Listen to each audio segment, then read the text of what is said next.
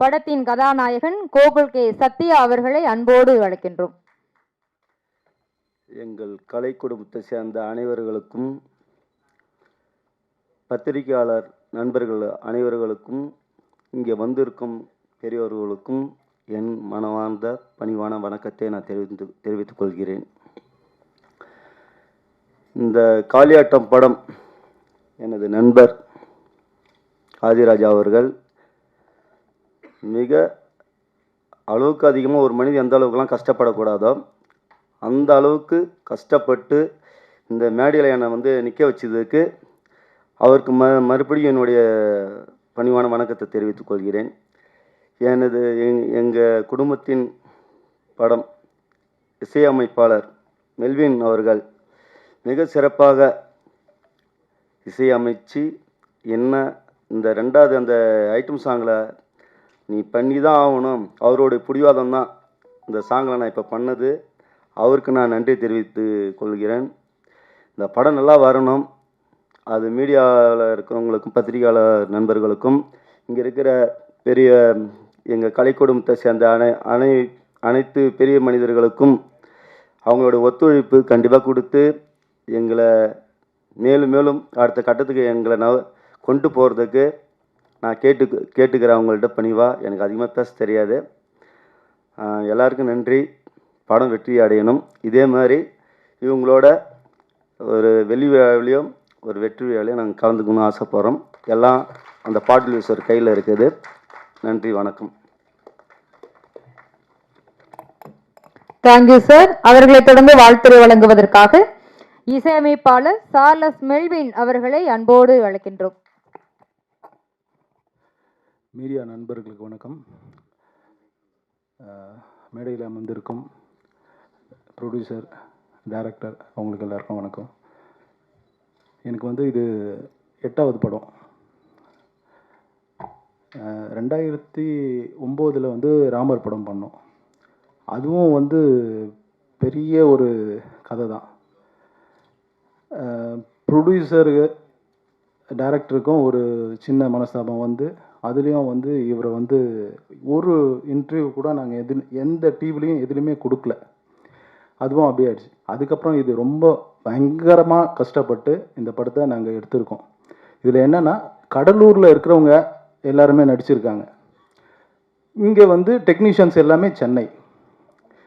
இப்போது படம் முடிஞ்சது, டப்பிங் வருது.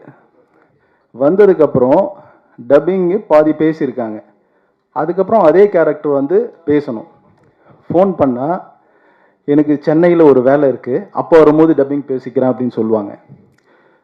இதெல்லாம் பெரிய கஷ்டம். நாங்கள் ஸ்டுடியோவில் வெயிட் பண்ணிட்டு இருப்போம். இவர் சத்யா நம்ம ஃப்ரெண்டு தான், எல்லாருமே ஃப்ரெண்டு தான். இந்த டீமில் எல்லாருமே ஃப்ரெண்டு தான். எனக்கு எல்லாருமே ஃப்ரெண்டு தான். இந்த படத்தில் 4 சாங் பண்ணியிருக்கோம். அண்ணன் இளையகம்பன் அண்ணன் எனக்கு நீண்ட கால நண்பர், அண்ணன் எல்லாமே. என்னோட ஆல்பம் எல்லாமே அவர் தான் எழுதுவார். நான் பேசிக்கலி கீபோர்ட் பிளேயர். எல்லா மியூசிக் டேரக்டர்கிட்டும் நான் ப்ளே பண்ணியிருக்கேன். சத்யா என்னோட நெருங்கிய நண்பர். சாங் பண்ணியாச்சு. நீங்கள் பார்த்த அந்த சாங்கு, செகண்ட் சாங்கு. இதுக்கு அந்த சாங் பண்ணுறதுக்கு முன்னால் என்னென்னா, ஃபுல்லாகவே அவர் தான் டான்ஸ் ஆடணுன்னு எங்களுக்குள்ளே சொல்லிகிட்டு இருந்தோம். ஆனால் அங்கே போயிட்டு குழந்தைங்க எப்படி பண்ணோம், நான் ஆடியே ஆவேன் அப்படின்னு சொல்லிட்டு ஒரு டைரக்டருக்கு தான் தெரியும். என்ன தெரியும்னா, இந்த கதையில் இந்த ஹீரோ எப்போ வந்தால் அது கரெக்டாக இருக்கும் அப்படின்னு சொல்லிட்டு கோச்சிக்கிட்டு, எல்லாமே ஃப்ரெண்ட்ஸு தான். நான் சும்மா ஜாலியாக பேசுகிறேன். ஓகே, நான் யதார்த்தமாக பேசுகிறேன். சினிமான்றது அது டைரக்டர் தான் ஃபுல்லாகவே. அவங்க ஒரு லாஜிக் வச்சுருப்பாங்க. ஓகே, சரி, இதுக்கு மேலே அதெல்லாம் பேச வேணாம். ஓகே, படம் நல்லா வந்திருக்கு. First copy ready. இந்த எல்லாருமே சூப்பராக பண்ணியிருக்காங்க, நல்லா பண்ணியிருக்காங்க. இங்கே உள்ள எல்லா மீடியா பத்திரிகை நண்பர்கள் எல்லாருமே சிறப்பாக எழுதும்படி நான் தாழ்மையுடன் கேட்டுக்கொள்கிறேன். இந்த படம் வெற்றி அடைய எல்லா வல்ல இறைவனையும் வணங்கி வேண்டி கேட்டுக்கொள்கிறேன். நன்றி, வணக்கம். என் பேச்சிலும் மூச்சிலும் கிஞ்சித்து இடமின்றி எங்கும் நிறைத்திருக்கின்ற என் அன்னை தமிழ் திருவடி வணக்கம். மேடையில் அமர்ந்திருக்கின்ற திரையுலக சான்றோர்களே, சாதனையாளர்களே, படத்தின் தொழில்நுட்ப கலைஞர் அவர்களே, இயக்குனர் அவர்களே, இவர்களுக்கெல்லாம் தங்கள் தோள் மீது தாங்கி நிற்கின்ற தயாரிப்பாளர் அவர்களே, அனைவருக்கும் எனது நன்றி. இந்த விழாவை பொறுத்தவரை எனக்கு ஒரு சிறப்பான விழா. ஏனென்றால் கடந்த ஞாயிற்றுக்கிழமை தான் எங்கள் தேர்தல் நடைபெற்றது. திங்கட்கிழமை தான் நாங்கள் பதவியேற்றோம். அதற்கு பிறகு முதலாக நான் விழா மேடைகளில் பேசுகின்றது இந்த மேடை தான்.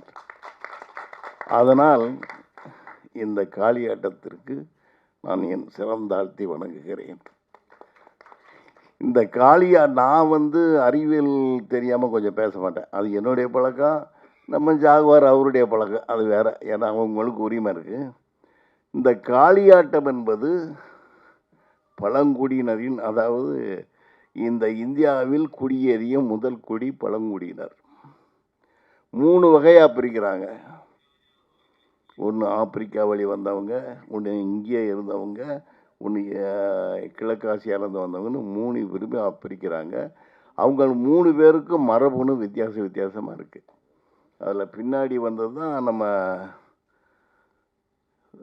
நம்ம சொல்கிறோம்ல, பின்னாடி வந்தவங்க 1800 ஆண்டுகளுக்கு முன் வந்தவர்கள் தான் ஆரியர்கள்னு சொல்லுவாங்க. அந்த ஆரியர்களாக பல அர்த்தங்கள் இருக்குது. ஆரியன்னா அதை நம்ம வச்சுக்கிட்ட பேர். இந்த ஆரியன்கிறது பெர்சியாவில் பிறந்த பேர் இது. அதனால் இப்படிப்பட்ட தரவுகள் நமக்கு இருக்குது. அதில் முதல் தரவு காளி. நம்ம வீடுகளில் பார்த்தீங்கன்னா நம்மளது முன்னோடிகள் பேரில் பெரும்பாலும் காளி அம்மா, காளி ஆத்தாங்கிற பேர் சர்வசாதாரணமாக இருக்கும். அப்படி சிறப்பு பெற்ற இந்த படம் மிகச் சிறப்பான வெற்றியை பெற வேண்டும் என்பது எனது ஆசை. அடுத்ததாக எனக்கு இப்போ விஜய் முரளி சரி, ஜாகுவார் தம்பும் சரி பல வேண்டுகோளை வைத்தார்கள். கடந்த 10 ஆண்டுகளாக நான் விநியோக துறையில் தேர்தலில் எந்த பங்கும் வகிக்கவில்லை. பின்னாடி இருந்து பலருக்கு நான் உதவி செய்திருக்கிறேன் ஒழிய நேரடியாக பெரிய பதவியில் நான் நிற்கவில்லை. இந்த வருஷம்தான் நான், அதுவும் என் கூட இன்னவங்க அண்ணன் ராஜனை தவிர என் கூட இன்னவங்க எல்லாம் புதியவர்கள். இப்போ எடுத்திங்கன்னா அவர் தருண்குமார். அதே மாதிரி துணைத் தலைவராக அந்தோணிதாஸ்ன்னு ஒருத்தர் வந்திருக்கிறார்.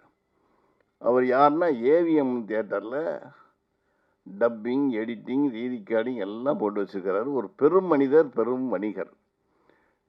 அவர் கூட இப்போ கூட சொல்லியிருக்கிறார், யாருனாலும் நம்ம மெம்பர்களோ தெரிஞ்சவனா சொல்லுங்கள், நான் விலை கம்மியாக பண்ணித்தரேன்னு சொல்லிட்டு. அத்தகைய பொது சேவை எண்ணம் உள்ளவர்களை தான் நான் எடுத்திருக்கிறேன். இவர் பொருளாளராக வென்றார், அவர் துணைத் தலைவராக வென்றார். அதே மாதிரி என் நண்பு தம்பி நந்தகோபால் 96 படம் எடுத்த ப்ரொடியூசர், அவர் எனக்கு இணைச் செயலாளராக வென்றிருக்கிறார். எல்லாரும் மிகப்பெரிய வித்தியாசத்தில் நாங்கள் ஜெயித்தோம்.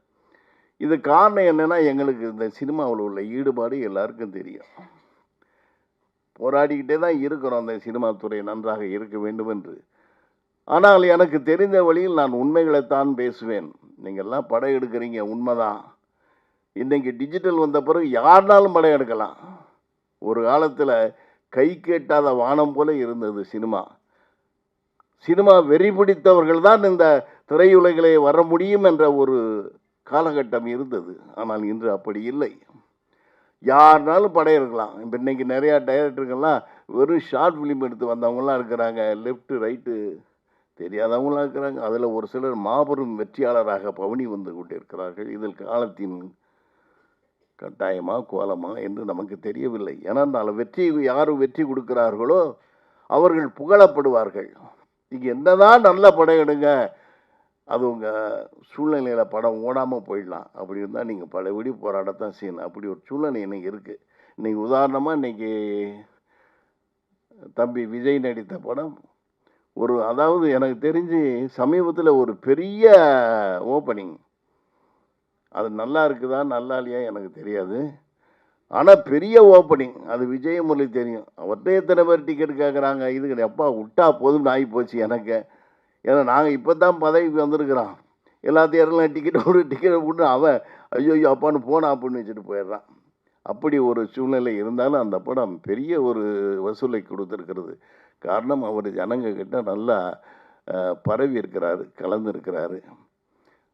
ஆனால் அடுத்து அந்த திங்கக்கிழமைக்கு மேலே அந்த படம் என்னங்கிறது அதனுடைய இதை பற்றி தான் தெரியும். அதனால் அந்த படத்தை நினச்சிக்கிட்டு நம்ம யாரும் பயந்துருக்க வேண்டாம். என்னை கேட்டால் சினிமா உலகம் நல்லா தான் இருக்குது, நம்ம நல்லா இல்லை, நம்ம சரியாக இல்லை. சின்ன படங்கள் இப்போ வாழை எடுத்துக்கங்க.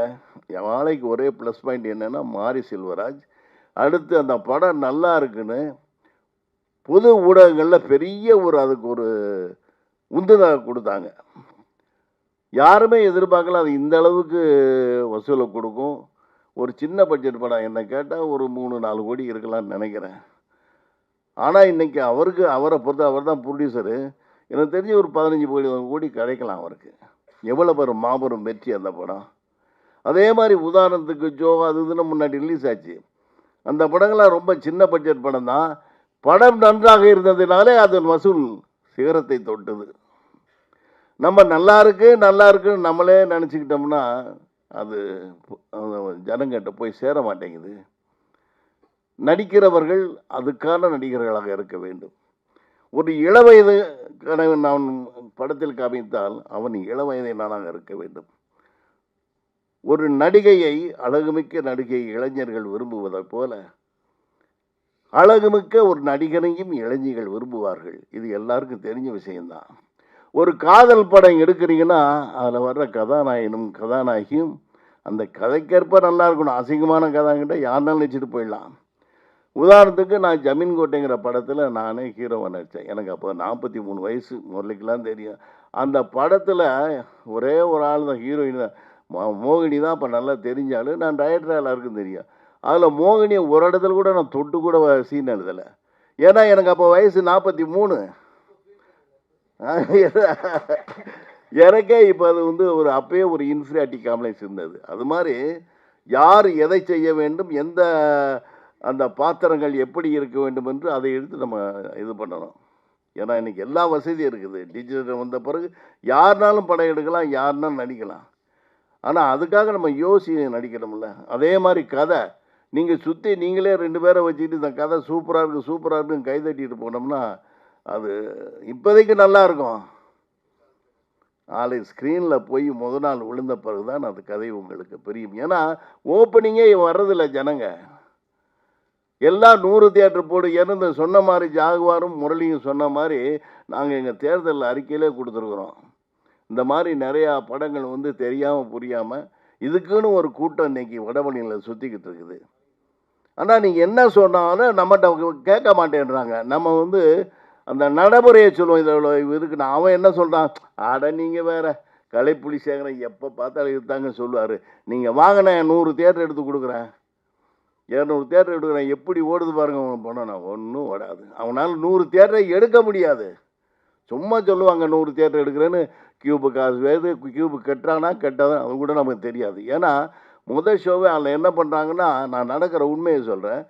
தியேட்டருக்காரன்ட்ட போய் அண்ணே தியேட்டர் கொடுக்கணையோ இதெல்லாம் யார் பார்ப்பான்னு கேட்பான். ஆனால் பேரை போட்டுக்கிறேண்ணே அப்படிமா. கியூபில் கட்ட மாட்டாங்க, அந்த ஒரு தியேட்டர் கட்ட மாட்டாங்க. நீங்கள் கேட்டானே பார்ட்டி கேட்டால் ஆள் வரல, அதை நாங்கள் இது பண்ணிட்டோன்னு சொல்லிடுங்க. அது மாதிரி தான் நடக்குது.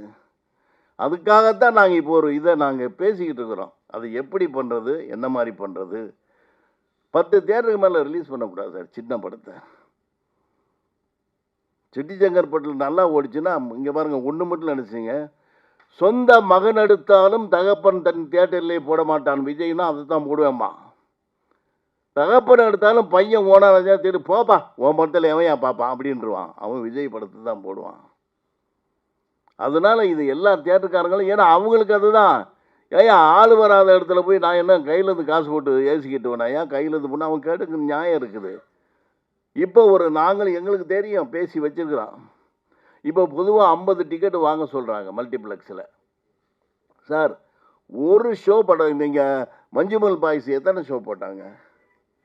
ஒரு ஷோ தான் போட்டாங்க ஒவ்வொரு தேட்டரில் ஒரு ஷோ. நல்லா இருக்க மறுநாள் 2, 4, 8, 12 தேட்டருக்காரங்க படம் ஓடிச்சுன்னா எதை பற்றியும் கவலைப்பட மாட்டான். போடுறான்னு போட்டு ஏற்றிக்கிட்டே போவான். கியூபை கட்டுங்க, கியூ போட்டு ஊர் பூரா வர போகிற 500 தேட்டரில் உங்கள் படம் ஓடும். அவசரப்பட்டு நீங்கள் போய் பெரிய பள்ளத்தில் விழுந்துடக்கூடாது. போகிற வழியில் பாருங்கன்னா, அந்த இங்கே ஏதோ ஒரு வழியில் பார்த்தேன், பயங்கரமான பள்ளம் இருக்கிறது. இந்த மெட்ரோவுக்கு வச்சுருக்காங்க, பக்கத்தில் யாரும் வந்துடாதீங்க. அது மாதிரி தான் இது. இந்த விநியோக சம்பந்தங்களுடைய இடத்துல அது ஒரு பயங்கரமான பள்ளம். அதை இறங்கும் போது அதை நீங்கள் பார்த்து இறங்கணும், யோசிச்சு இறங்கணும். யாரோ கண்டவங்கெல்லாம் கேட்டு இறங்கக்கூடாது. அதை தீர்ப்பதற்காக, முற்றுப்புள்ளி வைப்பதற்காகத்தான் நான் எல்லா தயாரிப்பு கூட சங்கம் கூட நாங்கள்லாம் ரெடி பண்ணிக்குவோம். ரெடி பண்ணிவிட்டு அவங்கள்ட்ட கேட்போம், யாராச்சும் அட்வைஸ் பண்ணுங்க அப்படி வந்தால். அதுலேயும் நிறையா இருக்குது சார். எடுத்தோம்னா எல்லா படத்துக்கும் நம்ம எடுத்துட முடியாது. ஏன்னா நான் பணம் இன்வெஸ்ட் பண்ணுறவங்களுக்கோ இல்லாட்டி தேட்டர் ஒரு தப்பான படத்தை எடுத்துட்டோமா, சார் உங்களுக்கு வேலையே இல்லையா சார், ஏன் சார் எங்களுக்கு உயிர் எடுக்கிறோமா. அந்த படத்திற்கு கொஞ்ச நாளும் தரம் இருக்கணும். ஒரு சின்ன பட்ஜெட் நமக்கு தெரியும். அது வந்து மேக்கிங் எதிர்பார்க்கல. அவர் கூட அதை பேசும்போது சார் நான் சொன்னேன், அவன் சார் கரெக்ட் தான். நாங்கள் இன்றைக்கி மீட்டிங் இன்னைக்கு கூட நடந்தது. மேக்கிங்கை பற்றி சின்ன படத்தில் நம்ம எதிர்பார்க்க முடியாது. கண்டென்ட்டு நீங்கள் என்ன சொல்லியிருக்கிறீங்க, எப்படி நடிச்சிருக்கீங்க, காமெடியாக, காதலாக, சோகமாக, ஏதோ ஒன்று கரெக்டாக இருந்தால் அந்த கண்டென்ட் முதலும் நடுவும் முடிவும் கரெக்டாக இருந்துச்சுன்னா எல்லாமே கரெக்டாக இருக்கும். அதுக்காக தான் ஆரம்பிச்சிருக்கிறோம். அது எப்படின்னா, எல்லா தியேட்டருக்கான படம் போட மாட்டாங்க சார். மல்டிப்ளெக்ஸில் சும்மாலாம் டக்கு டக்குன்னு போட மாட்டாங்க. அவங்க என்ன செய்வாங்கன்னா, சரி ஒரு தியேட்டரா எது படமா நல்லா இருக்குதா சார், ரைட்டு ஓகே சார், ஒரு 50 டிக்கெட் வாங்கிக்கோங்க. 200 10,000 ஆச்சு. ஒரு ஷோவுக்கு 10,000 நீங்கள் கட்டணும். அப்போ தான் கொடுப்பான். அவன் கேட்கல நியாயம் இருக்குல்ல. ஆளே இல்லாமல் அவன் அவ்வளோ பெரிய தியேட்டரு மல்டிப்ளெக்ஸில் எவ்வளவு நிர்வாக செலவு, எத்தனை பேர் பண்ணிடுவாங்க, என்ன ஏசி பில்லு, அதெல்லாம் பார்ப்பாங்க. நாங்கள் ஐடியா பண்ணியிருக்கிறது சங்கத்து மூலிமா கேட்டு ஒரு 25 டிக்கெட்டு ஒரு ஷோவுக்கு. அதில் வந்து உங்களுக்கு ஜிஎஸ்டி அதெல்லாம் போக உங்களுக்கும் அந்த ஷேரில் பாதி வரும்ல. அது என்ன வருதோ அதில் பாதி பின்னாடி உங்களுக்கு 40% போட்டுக்கிடுமா. பெரிய பெரிய படங்களுக்கே மல்டிப்ளெக்ஸில் வந்து இன்றைக்கி அவர் கூட தலையிட்டு ஒன்று பேசினார், அவங்க ஃப்ரெண்டுக்காக பேசினார். மல்டிப்ளெக்ஸில் 55% தான். 55 தானேங்க. பிவிஆர்லாம் 55% தான் இப்போ இந்த படத்துக்கே. சின்னது படத்துக்கெலாம் 40%, பெரிய படத்துக்கு 55%, நெக்ஸ்ட் வீக் 50%, மூணாவது 40, இப்படி குறைஞ்சிக்கிட்டே வரும். பெரிய படத்து சின்ன படங்களுக்கு மேக்ஸிமம் 40%, 2வது வாரம் 30% தான். ஆனால் அது வசூல் களத்தில் ஃபுல்லாகிடுச்சுன்னா உங்களுக்கு அது வர்ற ஷேர் பெருசாக இருக்கும். ஒரே வாரத்தில் உங்களுக்கு 2 கோடி வரலாம், 3 கோடி வரலாம். பில்டப் ஆகிட்டே போச்சுன்னா 5 கோடி வரலாம், 10 கோடி வரலாம். அது நம்முடைய படத்தின் தரத்தை பொறுத்து நேரங்காலம். போய் என் படம் நல்லா இருக்குன்னு கோர்ட்டுக்கு எதிராக போய் ரிலீஸ் பண்ணிங்கன்னா ஒருத்தன் படமாக வர மாட்டான், யாரும் இருக்க மாட்டாங்க. ஏன்னா தியேட்டர் கொடுக்க மாட்டாங்க. ஒரு தியேட்டரில் 48 ஷோ கொடுக்குறாங்க கோர்ட்டு. 40 ஷோனா அங்கே நிறையா ஸ்க்ரீன் இருக்குது. 48 ஷோ ஃபுல்லு. ஏன்னா இந்த காம்படிஷனில் போய் நமக்கு குத்தம் சும்மா நாள் இருக்க மாட்டேன், என்னதான் ஏற்றி விட்ருவானுங்க. நம்ம படம் ஓடு சார், நல்லா இருக்கு சார் அப்படிம்பாங்க. அப்படி ரிலீஸ் பண்ணக்கூடாது. உங்கள் படத்தை பார்க்குறதுக்கு ஆள் இருக்க மாட்டான், அதை பற்றி பேசுகிறதுக்கும் ஆள் இருக்க மாட்டான். உங்கள் படம் நல்லா இருக்கணும், அதை பற்றி பேசுறதுக்கு, பார்த்து பேசுவதற்கு நீங்கள் கொஞ்சம் செலவு பண்ணால் தான் நடக்கும். இல்லாட்டி வந்து இல்லை அப்படி பண்ணால் அதெல்லாம் பூரா போய் ரிலீஸ் பண்ண மாட்டாங்க. தவறுகள் நிறையா நடக்குது. சொன்ன மாதிரி தவறுகள் பிடிங்கி தின்னுக்கிட்டு இருக்கிறான். போஸ் போனால் என்ன போஸ் என்ன விலைன்னு எங்களுக்கு தெரியும், என்ன டிஸ்கவுண்ட் கொடுப்பாங்கன்னு நமக்கு தெரியும். ஆனால் அவங்க ஒரு போஸ்ட்டை போட்டு நீங்கள் மொத்தமாக 5 லட்சம் கொடுங்க சார், நாங்கள் பார்த்துக்குறோம். அதை கொண்டு எவ்வளோ உங்களுக்கு செலவு பண்ணால், போஸ்ட் என்ன அடித்தான், ஏது அடித்தான்னு உங்களுக்கு ஒன்றுமே தெரியாது. அதனால் நீங்கள் இவங்க இருக்க தயாரிப்பாளர், இந்த தயாரிப்பாளர் சரி, சக தயாரிப்பாளர் உங்களுக்கு தெரிஞ்சவங்ககிட்ட எல்லாம் சொல்லுங்கள், இப்படிலாம் இருக்குதுன்னு. நாங்கள் அதுக்கு ஒரு முடிவு எடுக்கணும். மற்ற சங்கங்களோட கான்டாக்ட் பண்ணி கரெக்ட் பண்ணி எடுப்போம். அதுக்கு ஒரு குழு வச்சுருக்குறோம், அந்த படத்தை பார்ப்பாங்க. ஏன்னா இது எல்லாம் கொஞ்சம் அப்புறம் பழி நம்ம சங்கத்தில் தொழில் பண்ணக்கூடாது, வியாபாரம் பண்ணக்கூடாது. இப்போ அவர் இருக்கிறாரு, அவங்க ஃபைனான்ஸ் அவங்கள மாதிரி ஒரு 10 பேர் சேர்ந்து ஆளுக்கு ஒரு பணத்தை போட்டு, இல்லை படம் நல்லா இருக்குதா, சரி சார் நீங்கள் கணக்கு கரெக்டாக இருக்கும். தியேட்ரு உங்களுக்கெல்லாம் தியேட்ரு கொடுக்க மாட்டான். சங்கத்திலேருந்து எடுத்தால் மல்டிப்ளெக்ஸில் கூட ஒவ்வொரு ஷோ வாங்கிடுவோம். அது அவர் பொறுப்பேற்றுக்கிறார். நான் அதுக்கு மேலே சொல்லுவேன். அவங்களால முடியலைன்னா நான் கடைசியாக நான் சொல்லுவேன். அது பல வழிகள் இருக்குது. அதை நாங்கள் சொல்லி எடுக்கலாம் என்ற ஒரு தீவிர முயற்சியில் நாங்கள் ஈடுபட்டு இருக்கின்றோம். அத்தகைய முயற்சி வென்றால் அதுவும் ஒரு காளியாட்டம் மாதிரி அமையும் சின்ன ஆளுங்களுக்கு. அவ்வளோதான்.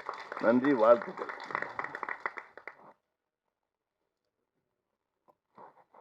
பத்திரிகை மற்றும் ஊடகங்களுக்கு முதல் நன்றியை தெரிவித்துக் கொள்கிறேன். தாயில் சிறந்த கோயிலும் இல்லை, தந்தை சொல் மிக்க மந்திரம் இல்லை என்ற பொன்மையில் வாழ்ந்தவன் நான். என் தாய்க்கும் தந்தைக்கும் முதல் நன்றி.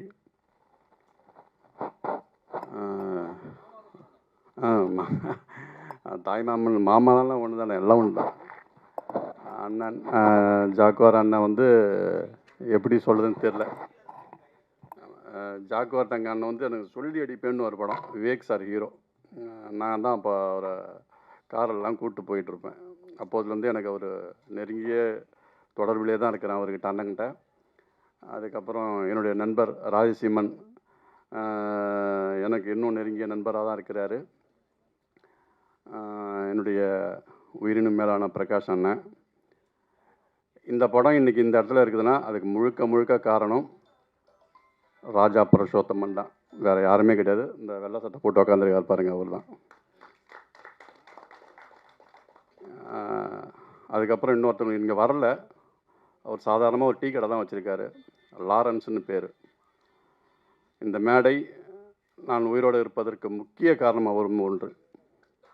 அவர் வரல, அவர் இங்கே இந்த படம் இன்று நீண்ட தூரம் இந்த அளவுக்கு வந்து ஒரு இசை வெளியீட்டு விழா வரை வந்திருக்குன்னா அது காரணம் அவரும் ஒருத்தவர். அதுக்கப்புறம் சேகர் அண்ணன் சிறு பிள்ளையிலேருந்தே பார்த்துட்ருக்கேன், படங்களில் நேராக இப்போ தானே பார்க்குறவங்கள. அப்புறம் இல்லை நான் சிறு பிள்ளையாக இருக்கும்போது. ஆமாம். அதுக்கப்புறம் ராஜா மகேஷ் அண்ணன், விஜய் முரளி அண்ணன் பார்த்துக்கிட்டே தான் இருக்கிறேன் எல்லாரையும். நானும் சினிமாவுக்குள்ளே துரசார்கிட்ட ஒர்க் பண்ணேன். முகவரி, காதல் சுவடு, தொட்டி ஜெயா, இப்படி பெரிய படங்கள்லாம் ஒர்க் பண்ணியிருக்கேன். அதுக்கப்புறம் பார்த்திங்கன்னா இளைய கம்பன் அண்ணன் ராமர்லேருந்து தொடர்ந்து இன்னை வரையும் அவங்க கூட பணியாற்றிக்கிட்டே இருக்கிறாரு. அவருக்கு நன்றியை தெரிவிச்சுக்கிறேன் நான். அதுக்கப்புறம் சத்யா, இந்த படத்தின் நாயகன். இந்த படத்தில் நடித்த அனைத்து கலைஞர்களுக்கும் நன்றியை தெரிவிச்சுக்கிறேன். அவங்களும் எனக்கு நிறையா உதவி பண்ணியிருக்கிறாங்க. இந்த படத்தில் நான் மட்டும் தயாரிப்பாளர் கிடையாது, இந்த படத்தின் நடித்த அத்தனை நடிகர்களும் தயாரிப்பாளர் தான். ஏன்னா அவங்கள்ட்ட பணம் வாங்கியிருக்கேன். இது உண்மையான விஷயம். இதில் வந்து நான் ஓப்பனாக சொல்கிறேன், எல்லாத்தையும் பணம் வாங்கியிருக்கேன், சத்யா உள்பட. நான் இந்த பணத்தை எப்படியாவது தர வேண்டும் என்று நான் கடவுள்கிட்ட வேண்டிக்கிறேன். அவ்வளோதான் நான் சொல்லுவேன். அதுக்கப்புறம் இது இசை வெளியீட்டு விழா. இன்றைய நாயகன் சார்லஸ் மெல்வின் தான். பொதுவாக வந்து நான் கேட்டிங்கன்னா இசை வெளியீட்டு விழான்றது ஒரு இசையமைப்பாளருக்கான ஃபங்க்ஷன் மட்டுமே. எல்லோரும் நாயகர்கள்லாம் மைக்க பிடிச்சிக்கிறாங்க இப்போ. அது நமக்கு இந்த ஃபங்க்ஷனில் தேவையில்லை. இருந்தாலும் சொல்ல வேண்டிய கட்டாயத்தில் இருக்கிறேன். தமிழ்நாட்டில் முதன்முறையாக ஒரு அட்டையில் இசையமைப்பாளரின் படத்தை போட்ட நான் மட்டும்தான். மீதி யாருமே இருக்க முடியாது எனக்கு தெரிஞ்செல்லாம். ரவுண்டாக போடுவாங்க, சின்னதாக போடுவாங்க. ஆனால் நான் அப்படி போடல. முழுக்க ஒரு அட்டையில் இசையமைப்பாளரோட ஃபோட்டோ போட்டுருக்கிறேன். ரொம்ப சந்தோஷம், ரொம்ப சந்தோஷம். அதனால் இது முழுக்க இசை. இன்றைக்கி வந்து இந்த படம் இன்றைக்கி ஆடியோ லான்ச் நடக்குது, எல்லாமே பண்ணிகிட்ருக்கேன். நான் ஒரு பக்கம் பணத்துக்கு அலைஞ்சிட்ருக்கேன், இவர் ஒரு பக்கம் இந்த பக்கம் இங்கே ஒர்க் பண்ணிகிட்ருக்காரு. கிட்டத்தட்ட நாங்கள் ஒரு 5 நாளாக 2 பேரும் தூங்கவே இல்லை. இந்த பாடல் 2வது பாடலை பார்த்தீங்க, அந்த பாடல் பார்த்தீங்கன்னா ஒரே நாள் நைட் ஷூட் பண்ணோம். ஒரே நாள் நைட் தான் ஷூட் பண்ணோம். சரியான மழை, செம மழை, ஒன்றுமே பண்ண முடியல. பணத்துக்கு ஒரு பக்கம் பல பிரச்சனை. ஏதோ இன்றைக்கி போராடி இந்த பக்கம் வந்து நின்றுட்டுருக்குறோம். அதுக்கு முக்கிய காரணம் சார்லஸ் மெல்வின் தான். இன்றைக்கி இங்கே இந்த ஆடியோ, இந்த சாங்கு, இந்த ட்ரெய்லர் எல்லாத்துக்கும் காரணம் சார்லஸ் மெல்வின் தான். அவருக்கு நன்றியை தெரிவிச்சுக்கிறேன். அதுக்கப்புறம் இந்த பத்திரிகையாளர்கள்லாம் எங்கள் சின்ன படங்கள்லாம் கொஞ்சம் ஆதரித்து எங்களை கொஞ்சம் பூஸ்டப் பண்ணி மேலும் எங்களை வளர்த்து விடணும்னு நான் கடவுள்கிட்ட வேண்டிக்கிறேன். உங்கள்கிட்டையும் வேண்டிக்கிறேன். நீங்கள் தான் என்ன கடவுள், உங்கள்கிட்டையும் வேண்டிக்கிறேன். நன்றி, வணக்கம்.